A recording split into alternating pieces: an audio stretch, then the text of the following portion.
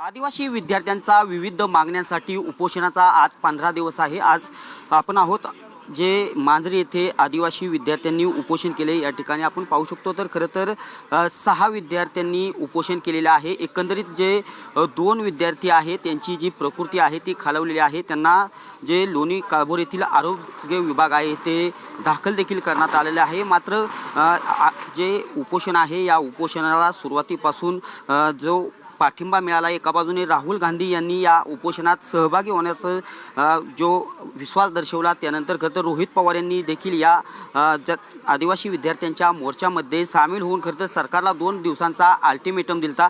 खरं तर त्यानंतर सरकारला जाग आली। सरकारच्या वतीने जे आदिवासी मंत्री आहेत अशोक उईके यांनी काल खरं तर आदिवासी विद्यार्थ्यांचं शिष्टमंडळ आहे यांना भेट दिली आणि एकंदरीत त्यांच्या ज्या 15 मागण्या आहेत या 15 मागण्यांसंदर्भात त्यांच्याशी चर्चा केली। यावेळी जे राज्याचे दुसरे मंत्री नरहरी झिरवळ देखील यावेळी उपस्थित होते। एकंदरीतच काल ज्या मंत्र्यांशी आदिवासी मंत्री आणि नरहरी झिरवळ यांच्याशी 5.5 तास चर्चा झाली होती।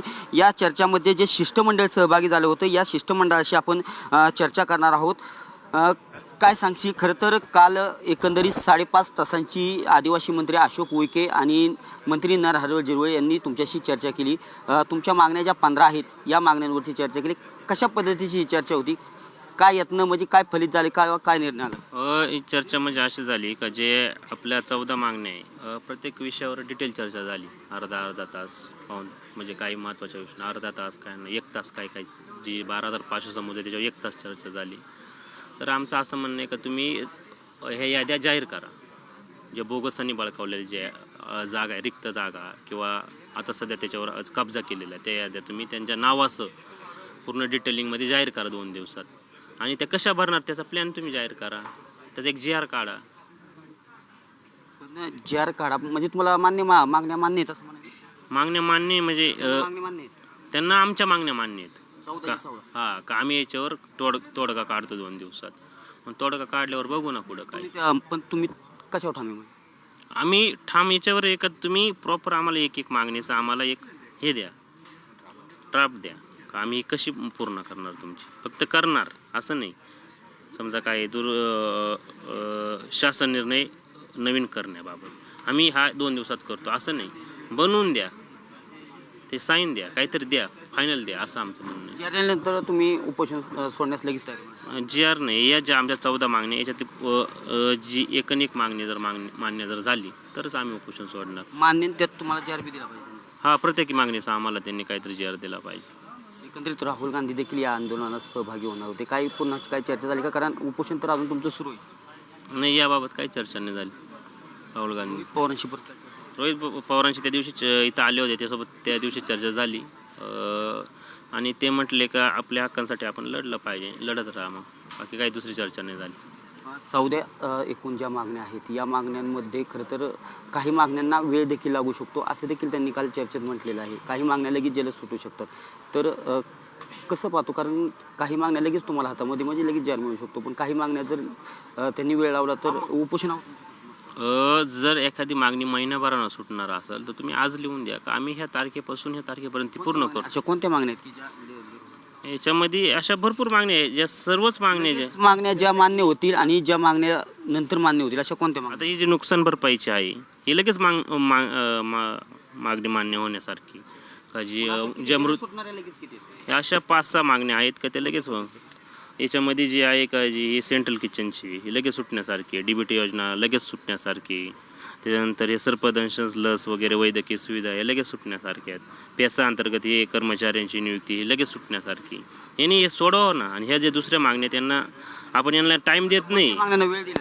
वेळ दिलेले म्हणल्याला 2 दिवस दिलेले आम्ही ह्या बोगस भरतीचे 2 दिवस दिलाय, पण त्यांनी त्यांनी 2 दिवस ते 2 दिवसात करतो असं बोलले। काही मागण्यांना सरकारी पातळीवरती वेळ लागू शकतो, त्यामुळे जास्त वेळ लागू शकतो अशा कोणत्या? याच्यावर सरकारी पातळीवर जास्त वेळ लागणारी एकच मागणी आहे फक्त आमच्याकडे जे कंडिशनल व्हॅलिडिटीची जी त्याला आपण त्यांना 6 महिने दिलेले आहेत का जे 3,500 प्रकरण आहे कंडिशनल व्हॅलिडिटीचे ते तिथं जाऊन प्रत्येक जी व्यक्तीने व्हॅलिडिटीचा लाभ घेतलेला आहे कंडिशनलचा त्याच्या गावामध्ये जाऊन तिथं पथक नेऊन का तो खरा आदिवासी आहे। शिष्टमंडळाच्या तर्फे बोलतोय, पण तीही एक मागणी आहे तुझी।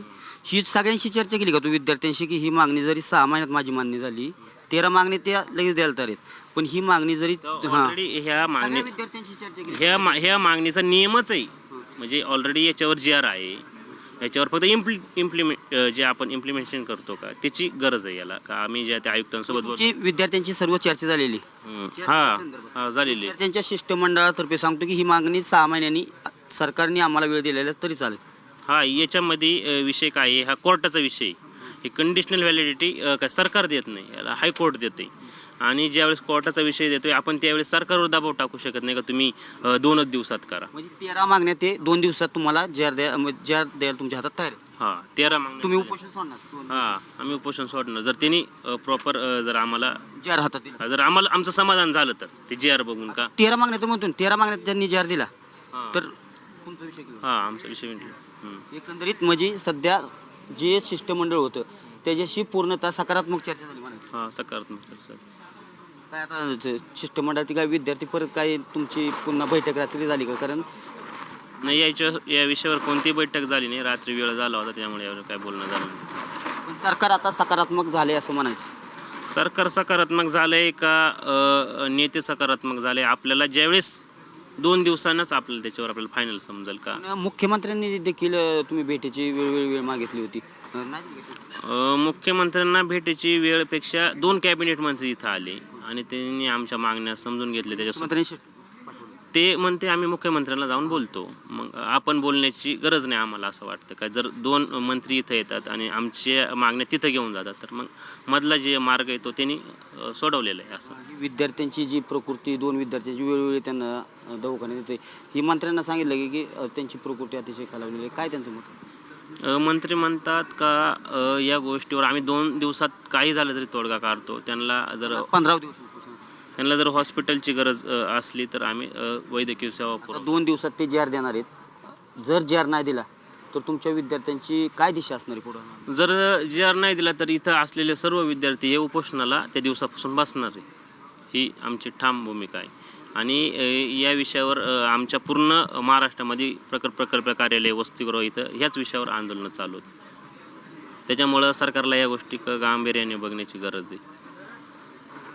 नक्कीच जे सरकारच्या वतीने खरं तर 14 मागण्या विद्यार्थ्यांच्या होत्या ज्या शिष्टमंडळाने काल मंत्री अशोक उईके आणि नरहरी झिरवळ यांच्याशी चर्चा केली आणि त्यानंतर खरं तर 14 मागण्या होत्या. या 14 मागण्यांमधील 13 मागण्यांवरती शिष्टमंडळ आणि मंत्री यांच्यामध्ये एकरूपता झालेली आहे आणि एकंदरीतच 2 दिवसात आम्हाला जार देतो असं देखील त्यांनी सांगितलेले. मात्र एक मागणी ही कोर्टाच्या नियमाप्रमाणे खरं तर त्या मागणीसाठी 6 महिने लागतील असं देखील सांगितलेलं आहे. परंतु ती मागणी विद्यार्थ्यांना मान्य आहे आणि 13 मागण्या आहेत.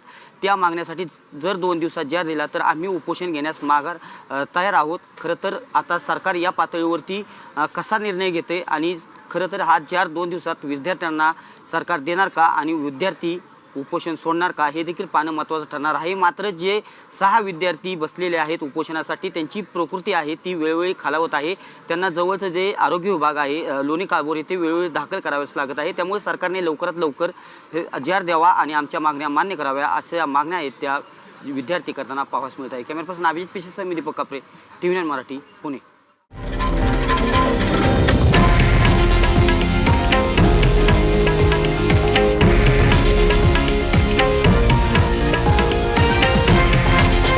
हे आहे देशातील नंबर 1 न्यूज नेटवर्क आणि आपण पाहत आहात TV9 मराठी, एकमेव.